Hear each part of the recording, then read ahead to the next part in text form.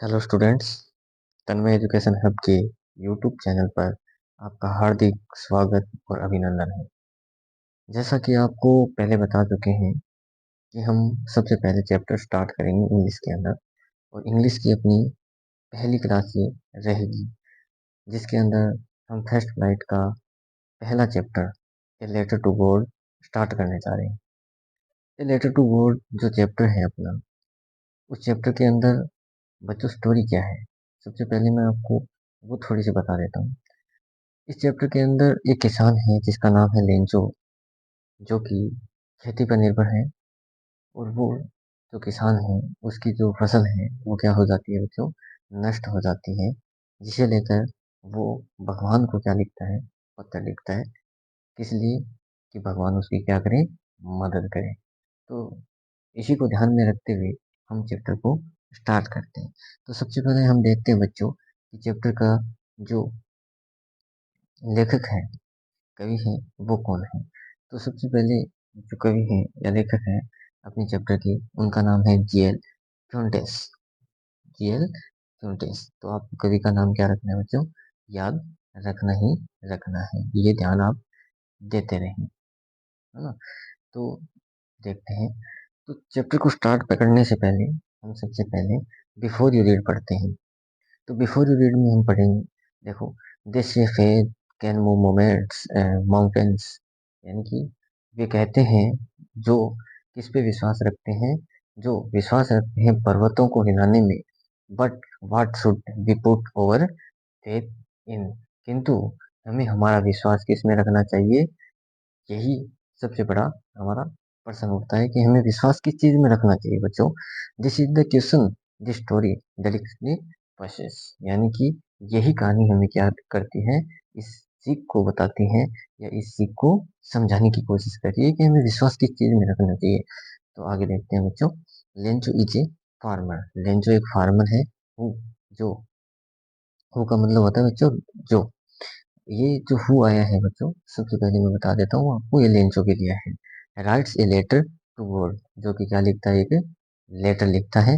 When his crops, किसके लिए, अपनी फसल के लिए, आर ruined, जो कि क्या हो चुकी है, बर्बाद हो चुकी है, या जिसे कह सकते हैं आप, नष्ट हो चुकी है। रुइन का मतलब होता है बच्चों नष्ट हो जाना। ठीक है।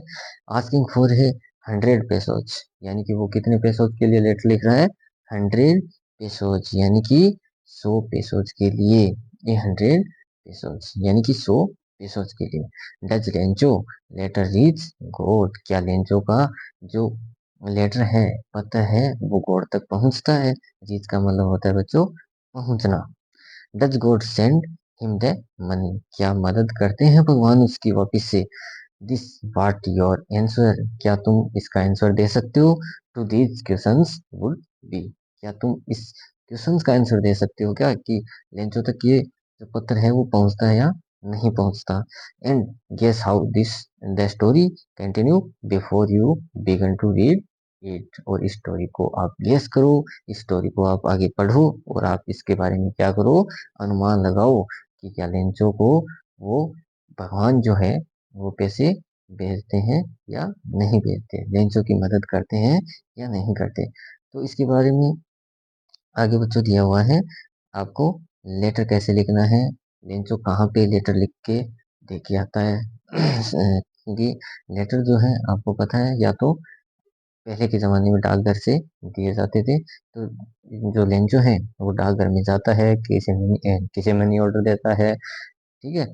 तो इसके बारे में सारी डिटेल आपको दी हुई है। ये पत्र के बारे में दिया हुआ है कि कैसे उसको डिटेल भरनी है, किसके बारे में भरनी है, कितने पैसे यहाँ पे पैसों के बारे में दिया हुआ है कि पैसे यहाँ डालेंगे। ठीक है। तो ये सारा लेटर के बारे में, कि लेटर कैसे लिखना है।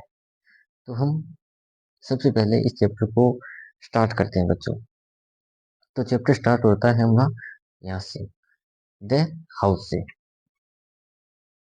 देखो बच्चों, द हाउस, एक घर, वह घर कह सकते हैं। The only one in the entire valley, आप कह सकते हैं कि पूरी घाटी, वैली का मतलब क्या होता है बच्चों, घाटी, संपूर्ण घाटी में एकमात्र एक नीची घाटी के शिखर पर अवस्थित था, यानी कि set on the crest of a low hill, यानी कि नीची घाटी, लो हिल का मतलब होता है नीची घाटी के क्रेस्ट के ऊपर, यानी कि शिखर के ऊपर एक घर था, जो क्या था, एकमात्र घर था।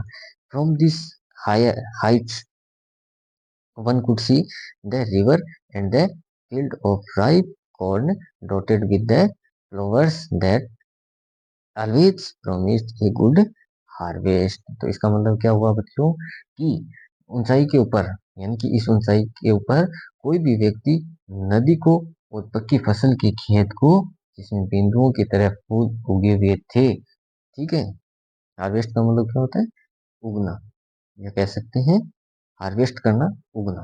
ठीक है, the only thing the earth needed was a downpour. Downpour का मतलब होता है बूंदाबांदी। बच्चों, डाउनपोर का मतलब क्या होता है, बूंदाबांदी, यानी कि उस जो फसल थी उसमें क्या, किसकी आवश्यकता थी, एक अच्छी बूंदाबांदी की आवश्यकता थी, अच्छी बारिश की आवश्यकता थी। ठीक है, तो आगे देखते हैं। और एट लीस्ट ए शोवर, शोवर का मतलब भी क्या होता है, बूंदाबांदी होता है। ठीक है,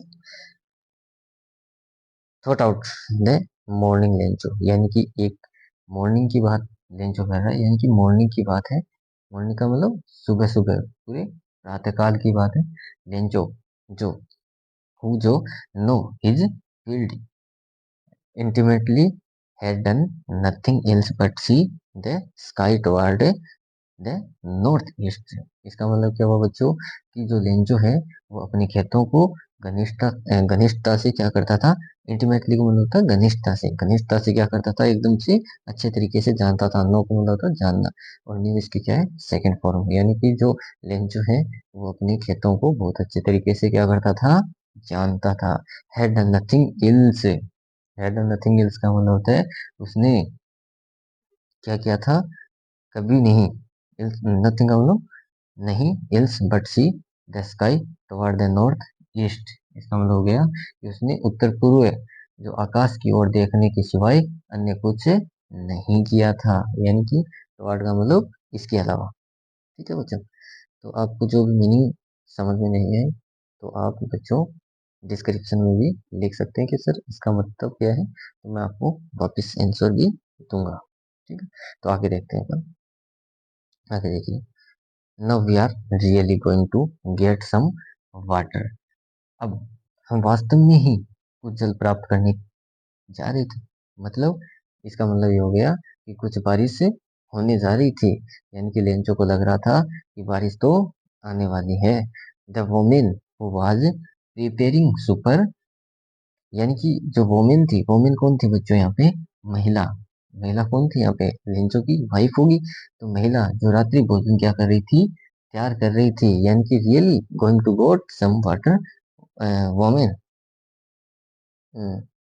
सॉरी दूसरी लाइन में आ गया। The women who was preparing supper, supper का मतलब होता है रात का भोजन। सुपर का मतलब होता है बच्चों जो रात्रि डिनर, रात का भोजन जो होता है उसे कहते हैं सुपर। तो प्रिपेयरिंग मतलब तैयार करना।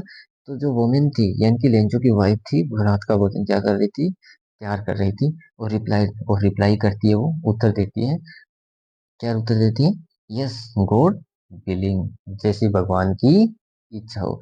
तो लेंचो ने कहा, लेंचो कहता था, या लेंचो ने कहा कि भी आज तो बारिश क्या हो रही है, होने वाली सी है, या फिर जो बादल है वो आए हुए हैं और बारिश तो होगी। तो उसकी जो वाइफ थी, जो कि रात का भोजन क्या कर रही थी, तैयार कर रही थी, तो उसने उत्तर क्या दिया, हाँ ये तो किसकी इच्छा है, भगवान की इच्छा है। द ओल्डर बॉयज, उसका जो बड़ा बेटा था, were working in the field, जो कहाँ पे गया हुआ था, खेतों में घूमने के लिए गया हुआ था। while the smaller ones were playing near the house, और जो स्मॉलर यानी कि उसका छोटा बेटा है वो क्या कर रहा था, घर के पास में खेल रहा था। until the woman called to them, और उसकी जो माताश्री है, या कह सकते हैं लेंचो की जो पत्नी है, वो अपने बच्चों को क्या करती है, कॉल करती है, बुलाती है, कम फॉर डिनर, किसके लिए, डिनर के लिए। It was during the meal that just as Lencho had predicted, यानी कि इसका मतलब क्या हो गया बच्चों, देखो, इट वॉज ड्यूरिंग, इसी दौरान, द मेल दैट मील का मतलब होता है बच्चों भोजन, कह सकते हैं अपन। मील का मतलब होता है भोजन।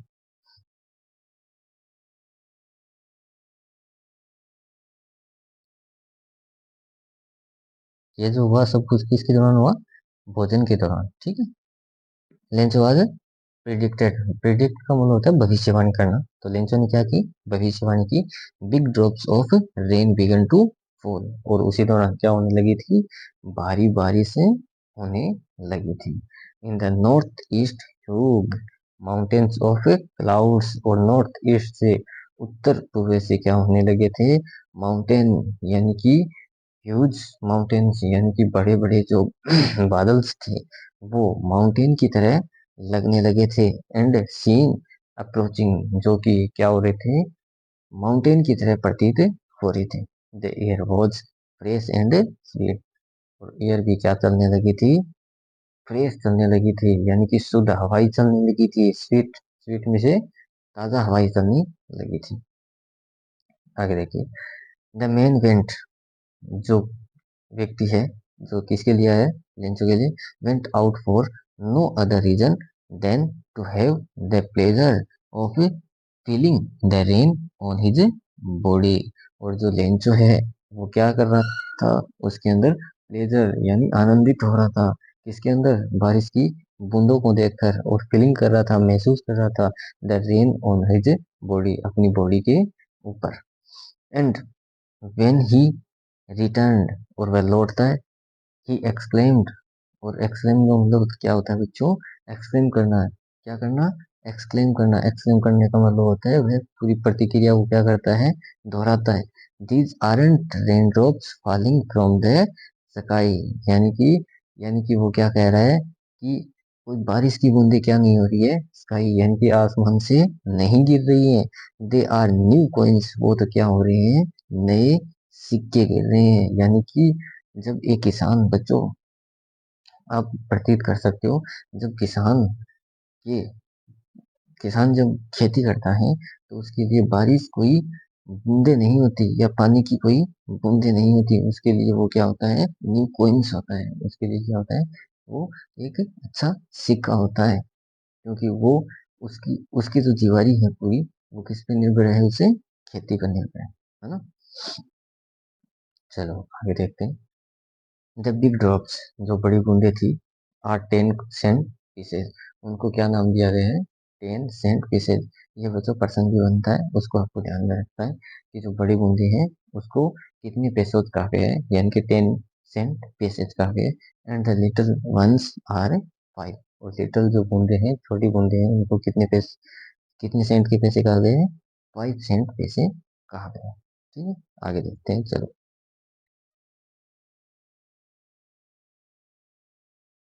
With satisfied expression, he regarded the field of ripe corn with its flowers। इसका मतलब क्या हो गया? इसका मतलब वो अब संतुष्ट था, संतोषजनक था मुद्रा के साथ। उसने पक्की फसल के खेत को अपने फूलों के साथ क्या कर रखा था? लपेट रखा था। कौन कर रखा था? इन फ्लावर्स जो फूल थे, draped in a certain of A rain, यानी कि रेन के अंदर क्या हो रहे थे? ढके जा रहे थे। होते जा रहे थे, यानी कि पर्दे के पीछे आते जा रहे थे। But suddenly a strong wind, यानी कि सडनली क्या करने लगी थी बच्चों? हवाएं चलने लगी थी। Began to blow and along with the rain very large, और जो हवाएं हैं वो क्या होती जा रही थी? लार्ज, यानी कि जल्दी जल्दी और तेज होती जा रही थी। हेलस्टोन्स बिगन ए फॉल, हेलस्टोन्स यानी कि जो अ, ओलावृष्टि है वो भी क्या हो रही थी?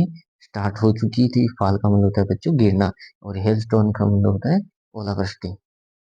These truly did resemble new silver coins, और क्या किसके समान वो प्रतीत हो रही थी? जो ओलावृष्टि थी या ओले थे वो किसके समान प्रतीत प्रतीत हो रहे थे? सिल्वर कॉइन्स के समान। जैसे सिल्वर होता है वैसे ही ओले होते हैं, वो ओले सिल्वर के समान से क्या हो रहे थे? प्रतीत हो रहे थे।